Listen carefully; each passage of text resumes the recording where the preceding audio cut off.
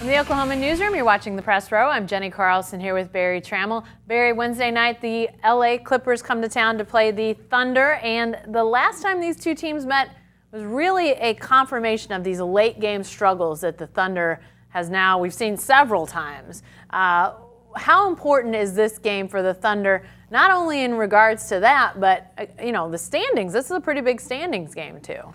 Well, I mean, you never want to overemphasize any regular season game in the NBA, but this is a huge game for a lot of reasons, most of them mental. Yeah. I mean, the meltdown in Los Angeles last week was at least on the short list of the worst losses in Thunder history. To have a 22-point lead, to have a 17-point lead in the fourth quarter, to give it away that late in the game and lose to one of your big rivals has to cast doubts and all kinds of questions on a team. And now the Clippers are back in Oklahoma City. How will the Thunder respond? The Clippers are only a game and a half out in the standings behind Oklahoma City. This has huge ramifications, mostly mental. If Oklahoma City can come out and play like it did in LA and dominate the Clippers, only this time step on the gas and instead of taking the foot off, then all of a sudden you've reasserted yourself as a superior team.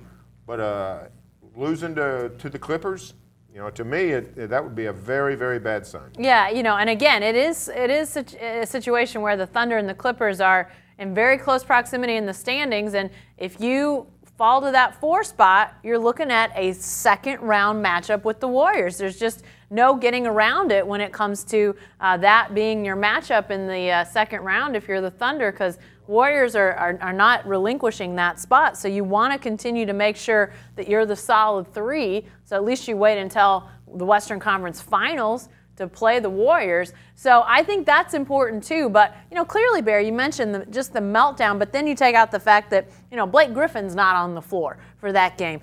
This is not a defensive team at all in the Clippers, and yet the Thunder not finding ways to score any points down the stretch. But you talk about not having those meltdowns. We've seen more of those since then. This has now become a trend for this team.